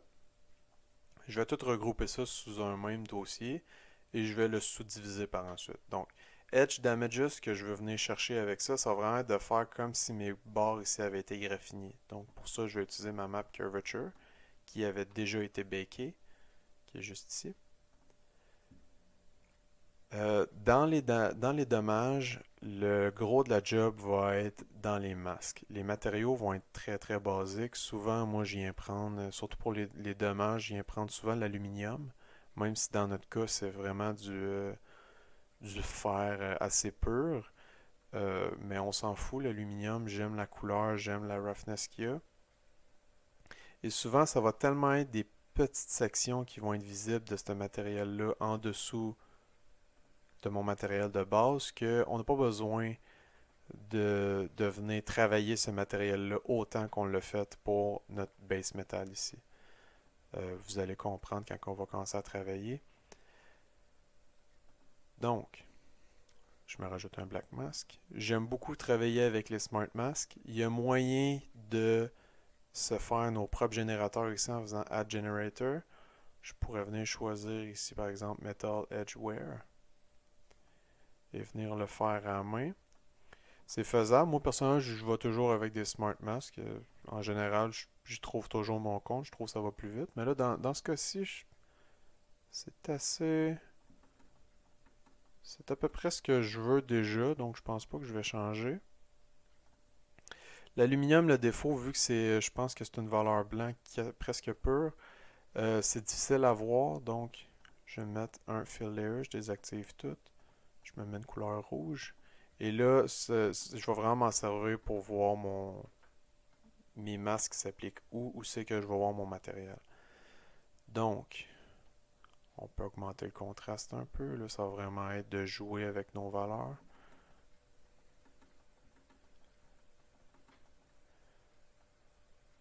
Comme là, il y en a un petit peu trop en bas, je trouve.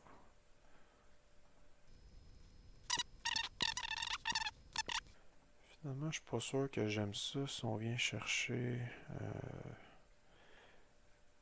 Oh, ok. Si on vient chercher... Lui ici, Edge Uber, je m'en sers souvent.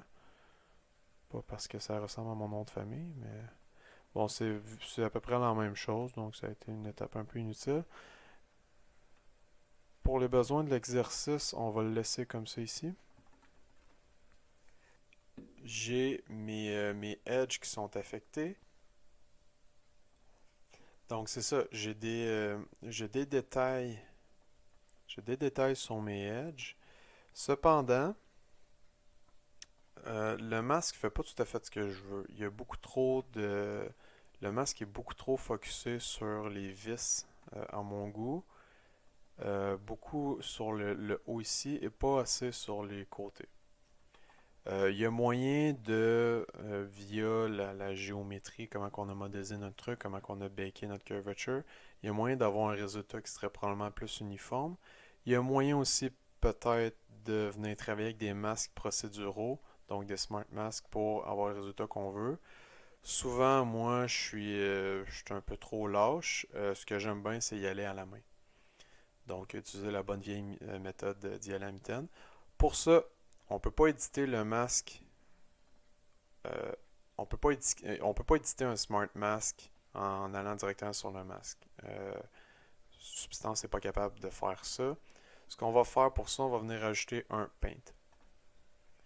Un paint, comme ça le dit, ça va nous permettre de peindre par-dessus notre masque, de façon non destructive. Donc, toujours en gardant nos settings ici qu'on peut par la suite éditer euh, pour arriver à un résultat qu'on aime. Donc, pour peindre, moi j'aime beaucoup utiliser la brush Dirt 2, c'est elle que j'utilise 95% du temps. On peut venir changer les settings de hardness, tout ça ici. Je me mets en noir pour cacher des éléments et je vais venir tout simplement peinturer comme ça ici. Et enlever de la matière tranquillement, pas vite. Y aller de façon logique, y aller de façon un peu aléatoire aussi, donc n'hésitez pas euh, à zigonner un peu pour vraiment faire un mouvement un peu chaotique. Disons que ça, j'aime bien ça. On va y aller oui, jusqu'au bout. Comme ça ici, ça j'aime bien ça. Alors comme je disais, le masque est toujours reste toujours est toujours là en fait, est toujours éditable et le reste de façon non destructive tout en rajoutant par-dessus notre masque. Le paint est très bien pour enlever de la matière, je le conseille pas pour en ajouter parce que si par exemple justement j'arrive ici puis je suis comme ah finalement j'aimais ça ce que la bande que j'avais ici, je peux en rajouter, c'est vrai, sauf que si je viens me promener comme ça ici partout autour, le, le paint va vraiment se foutre complètement de votre générateur de masque en bas ici. Et lui, c'est vraiment, il va vraiment écraser en fait, d'une certaine façon, ou pas écraser, mais il va travailler par-dessus votre masque, votre générateur de masque. Donc, même là où il n'y avait aucune matière, on se souvient ici, il n'y a aucune matière avec mon générateur procédural, lui, il peut venir dessiner autant qu'il veut. Et des fois, c'est très correct, mais des fois, ça peut venir détruire parce que là, si par exemple, je voudrais avoir du détail ici, mais pas du détail pur, donc venez mettre mon masque en gris à 50 par exemple. Je me dis, ben comme ça, je vais juste pouvoir peinturer cette section-là, la mettre en gris pour qu'elle apparaisse un peu moins. Ben, le masque va pas l'interpréter comme ça. Je vais passer comme ça ici. Ah, ok, c'est beau. Mais après ça, on le voit pas bien à cause de l'éclairage. Après ça, je vais déborder un peu comme ça ici. Oh, oups. Ok, non, lui, finalement, il est pas contraint à cette section-là. Il va vraiment peinturer du gris partout où ce que vous lui dites d'en faire. Il va complètement s'en foutre. Donc, il y a moyen de le faire en étant attentif, en faisant attention. Mais c'est ça, moi en général, le paint, je m'en sers pas mal juste uniquement pour enlever de la matière. Le reste, je le fais avec des générateurs procéduraux. De toute façon, ça fait des résultats beaucoup plus convaincants la majorité du temps. Donc, enlevons mon layer de couleur. Donc, j'ai des dégâts ici de Edge. Je peux venir éditer légèrement mon 8 map par défaut est désactivé. Je peux venir l'activer. Venir creuser un peu ici, comme si ça avait chippé des morceaux de métal. Comme ça, c'est bien. Maintenant, si par exemple, je voudrais faire des scratchs. Je vais dupliquer mon scratch. Je vais dupliquer mon, mon, euh, mon dossier. Je vais enlever mes masques complètement. Ça, je sais pas d'où ça vient.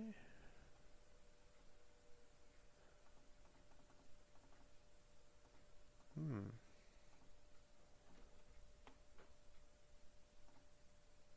Ok, je sais pas, il y avait un bug bizarre de masque. Bref, passons. Je vais revenir chercher mon matériel d'aluminium. Je vais l'appliquer comme ça ici. Je vais appeler ce dossier-là Scratch. Et voilà, donc, encore une fois, Black Mask, un fill. Là, on parle vraiment pour des scratchs. Je pourrais venir les faire à la main. Personnellement, je suis pas assez habile pour ça. J'aime vraiment travailler avec des générateurs. Ça a l'avantage aussi de rester toujours modifiable, toujours procédural. Et à la place d'aller dans le grunge, cette fois-ci, je vais venir chercher des scratch. J'aime beaucoup celui-là ici, Scratch Rough. Il y en a un autre ici comme ça que personnellement j'aime beaucoup moins. Là. On dirait souvent des poils de chien ou des cheveux.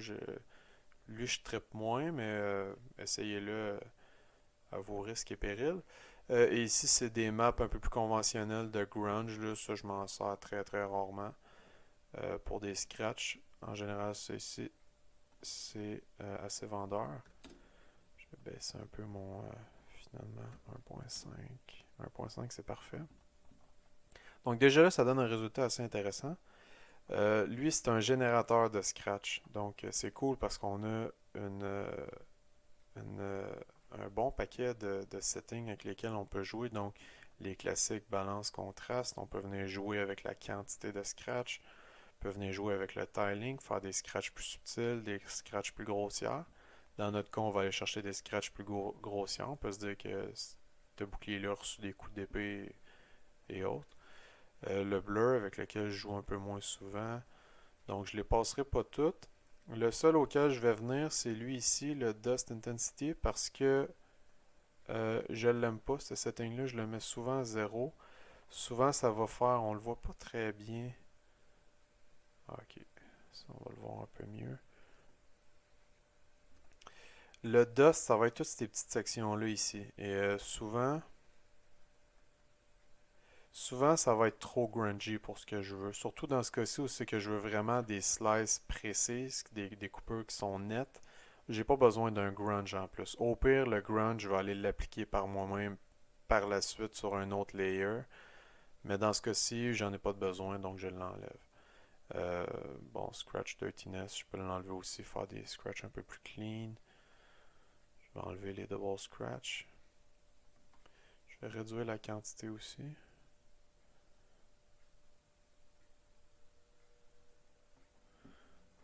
Ça prend un pleur. Maintenant, je peux modifier mon tiling.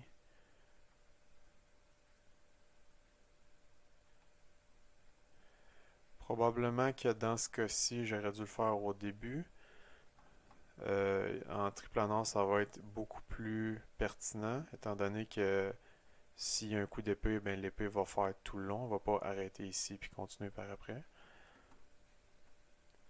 Donc, ça, c'est juste de travailler avec la logique de votre surface.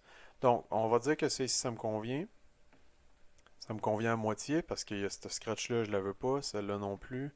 Celle-là est trop longue. J'en ai une ici, donc, comme je viens de montrer, on va venir travailler avec le paint. Je me mets en noir. J'augmente un peu ma brush et je viens travailler comme c'est ici. Je vais enlever celle-là. Je vais enlever celle-là. Celle-là ici. Celle-là, je vais la garder, mais je vais tout simplement la réduire. Ça me l'air bien. Elle, je vais complètement l'enlever. Elle aussi.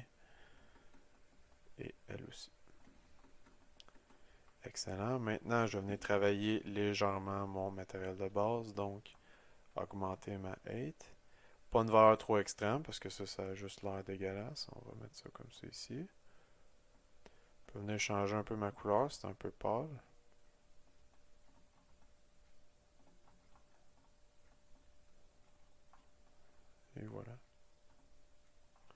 Et là, je pourrais venir augmenter à la main. J'ai dit que je le faisais pas souvent, je vous ai menti. Non, je viens de penser que ça serait peut-être pertinent de le faire en fait. Je peux venir l'augmenter à la main ensuite parce que je trouve que c'est un petit peu trop mince. C'est peut-être une question de résolution aussi. Je suis quand même juste en 1024. C'est un autre point, je ne l'ai pas fait souvent pendant le tutoriel parce que de toute façon, c'est probablement une texture que je vais refaire en commentant pas, en étant plus concentré sur ce que je fais. Mais c'est vraiment important de vous promener entre vos résolutions. Si dans votre jeu, votre asset va avoir juste une 1K, mais allez voir des fois en 2 puis même en 4K de quoi ça a de l'air. Là, on voit, là, ça donne vraiment une meilleure idée de ce que ça peut donner. On voit à quel point les trous, c'est pas tant beau que ça finalement, mais la scratch, elle sort quand même assez bien. Elle est probablement trop épaisse par contre. C'est ici. Donc c'est ça, promenez-vous. Moi, mon ordi, personnellement, je suis capable de travailler en 2K. En 4K, c'est assez compliqué, mais essayez tout le temps de travailler dans votre meilleure résolution possible, en autant que votre ordi reste performant pendant ce temps-là. Excellent. Donc, fait que pour les scratchs, c'est ça. Maintenant, la Rust, on va passer très rapidement. C'est pas mal les trois types de dommages que je mets le plus régulièrement sur du métal, Rust, Scratch, puis du Edge Damage. Évidemment, il y en a d'autres. Là. J'aurais pu mettre de la terre, de la dust, tout ça, mais je vais vous laisser expérimenter de votre côté. J'y aime chercher un matériel de... Moi, j'aime beaucoup Rust Fine. Rust Coarse, je l'aime un peu moins. Encore là, vous prenez celle-là que vous préférez. Par contre, je vais changer un peu les settings parce que c'est beaucoup trop pâle. Le reste, j'aime bien. Je vais le laisser comme ça. Donc, je vais venir me mettre un Black Mask. Cette fois-ci, de la Rust, je vais rarement y aller avec un Grunge parce que je veux vraiment que ça l'affecte des parties spécifiques.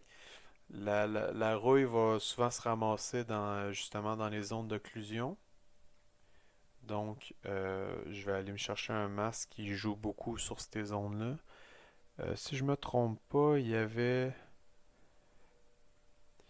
a on voit pas le thumbnail, mais il y a un masque ici. Il y en a deux en fait qui est un masque fait pour de la rouille, mais celui-là va aller chercher plus en surface. Donc, euh, donc c'est un peu moins intéressant. Ouais, excusez pour la notification. On peut l'essayer quand même. Parce que c'est vraiment un masque qui est fait pour la rouille. Il va avoir un noise plus important. Donc ça peut donner quelque chose d'intéressant quand même. Et ce que je peux faire, c'est tout simplement faire un invert. Ou ce que là, ça va être le contraire. Au lieu d'aller chercher les surfaces, il va venir chercher toutes les zones noires vont devenir blanches et les blanches vont devenir noires. Donc je vais aller chercher vraiment plus les zones d'occlusion. Là, c'est beaucoup trop fort. Je vais venir réduire. La rouille, à part si vous faites un projet qui se passe dans l'univers de Mad Max, euh, allez jamais dans des valeurs extrêmes. C'est rare que ça sort bien. Euh, même dans Fallout 4, qui se passe dans un monde post-apocalyptique, euh, il n'y a pas énormément de rouille. C'est rare les objets où c'est complètement rouillé de bord en bord. On peut critiquer leur DA à cause de ça, mais reste que c'est assez rare de voir un objet qui est complètement rouillé.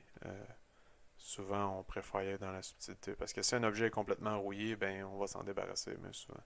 Ou bien on va le, on va le retaper pour qu'il soit un peu plus adapté à nos besoins. Donc, j'ai joué ici avec mes settings de masque.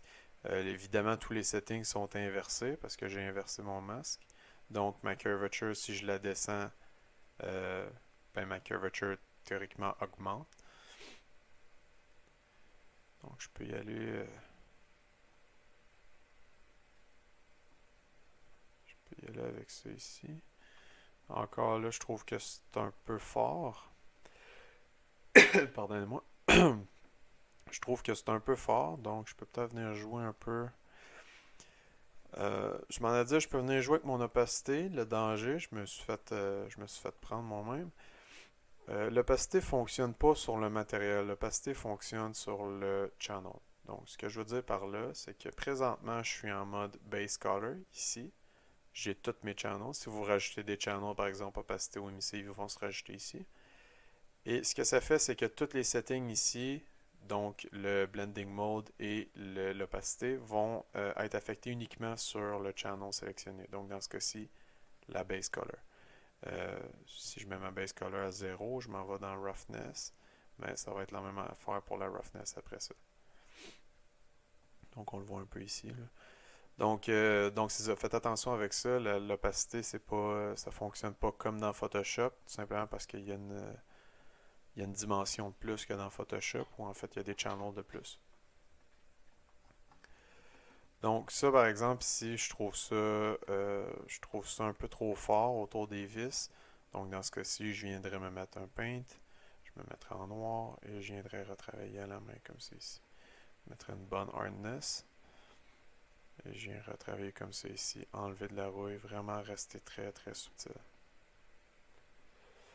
Je vais regarder dans les références, je ne sais pas si on peut trouver.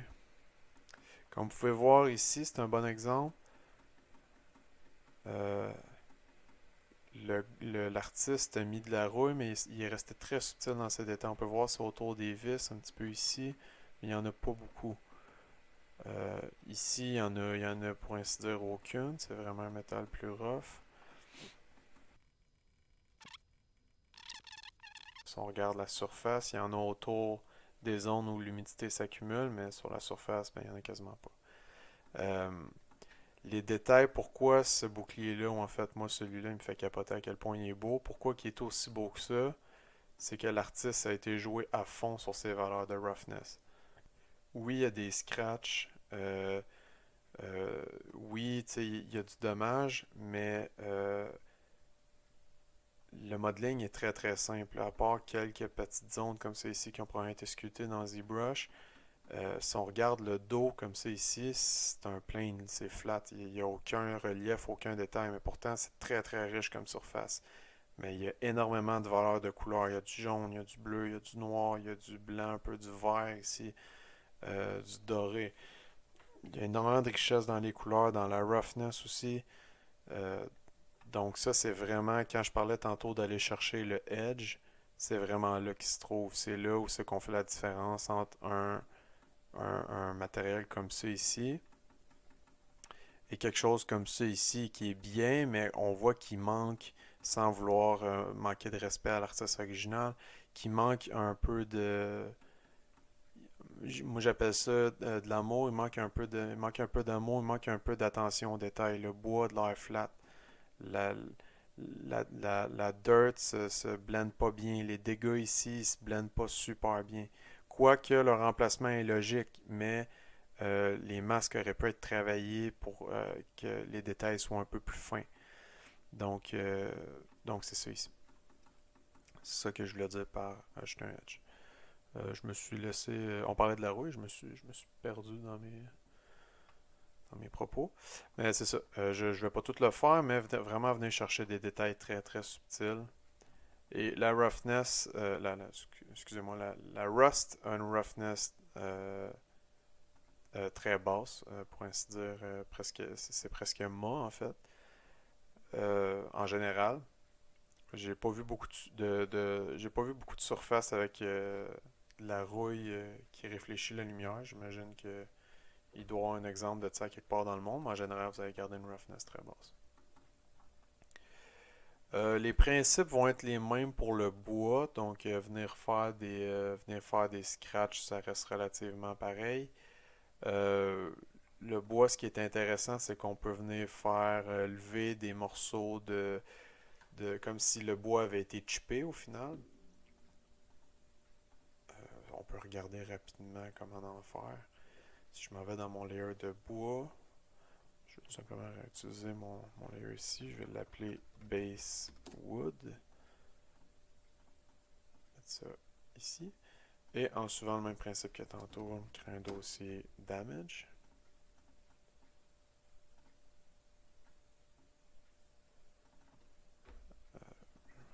Je vais l'appeler Chipped.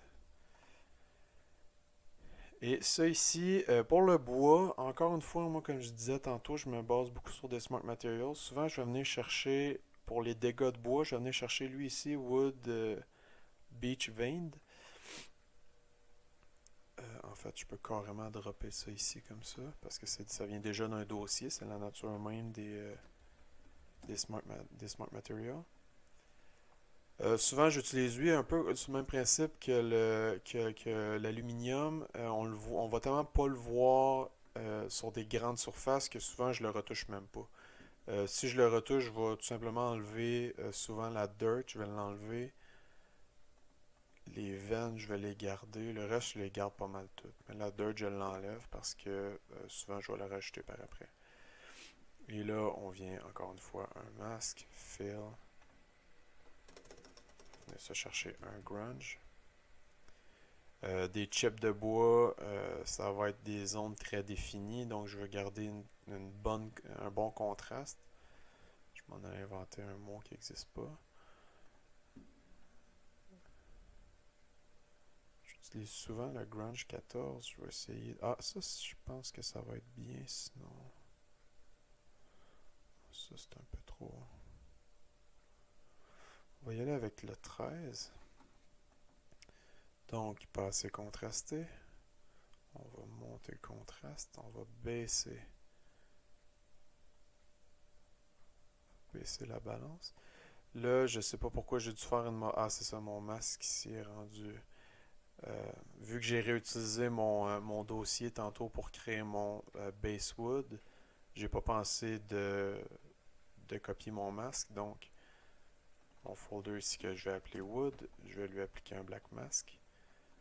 Ici, je vais venir faire copy mask, paste into mask. Ce masque-là, après, je peux venir l'enlever parce qu'il ne me sert plus à rien. Mes bordures sont déjà définies par mon master dossier. Donc, pour revenir à nos... Donc, on dirait plus des taches de peinture. C'est pas très intéressant. C'est pas vraiment ce que je cherche. On peut fouiller jusqu'à temps qu'on trouve quelque chose. Ça ici serait peut-être plus approprié.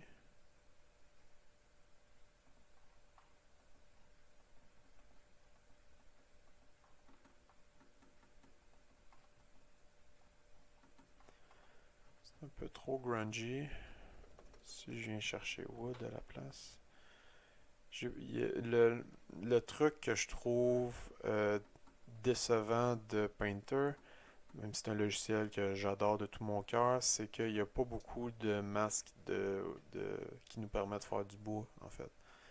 Euh, j'ai pas vraiment fait de recherche en ligne pour essayer d'en trouver des customs. C'est sûr qu'il y en a, je me suis juste pas attardé là-dessus. Mais c'est ça, souvent, si vous voulez vraiment venir jouer sur du bois, va falloir soit que vous fassiez vos propres masques ou que vous vous contentiez de ceux de base qui sont donnés avec substance qui sont pas fameux la plupart du temps.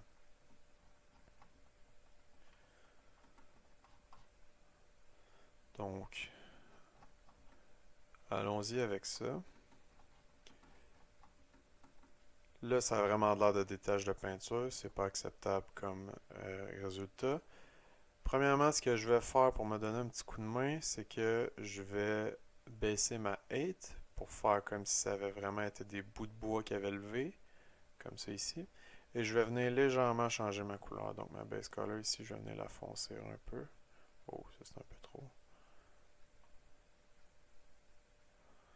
Encore une fois, ce que je peux faire dans ce temps-là,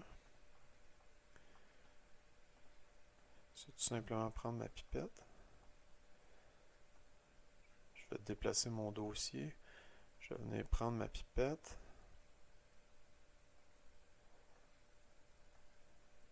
Et revenir chercher la couleur ici comme j'avais fait au début quand on a créé le matériel de base de bois.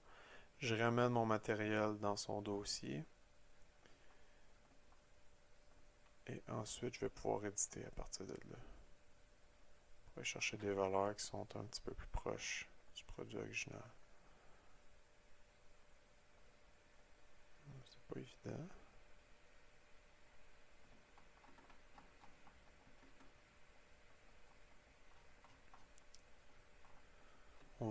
avec ça. Euh, J'irai pas plus loin là-dessus. Je pense que vous avez compris le principe du pipeline. Là, dans ce cas-ci, c'est vraiment pas de mon goût, là. J'aime vraiment pas ça. Ce que je viendrais faire, c'est que je viendrais me mettre un masque pour essayer d'effacer les veines en dessous ici, ou du moins les diminuer, parce que là, on dirait vraiment une continuation. On dirait vraiment une tâche. C'est pas intégré du tout. J'essaierai probablement de me trouver un meilleur masque pour faire des chips de bois aussi. Quand je me suis lancé, je me suis dit qu'on allait faire des chips de bois. J'avais aucune idée comment faire. J'expérimente vraiment. C'est vraiment de l'improvisation. Donc, on va conclure là-dessus. Je pense que vous avez compris qu'est-ce que je voulais communiquer, en fait, ma technique. Euh, Ma technique vous donne tous les outils dont vous avez besoin pour vraiment pousser votre maîtrise de substance. Comme j'ai dit tantôt, c'est facile de mettre des textures sur un objet, mais faire des belles textures, c'est un art. Il y a des gens qui en font un métier. Euh, mais essayez vraiment de prendre le temps de vous appliquer. Et juste avec les techniques que je vous ai montrées, vous pouvez arriver à un résultat comme ça. Ça, c'est vraiment. Bon, je sais, j'ai de l'air un peu fanboy, mais cet artiste-là a vraiment compris le potentiel que Substance lui donnait, puis il l'a exploité à fond.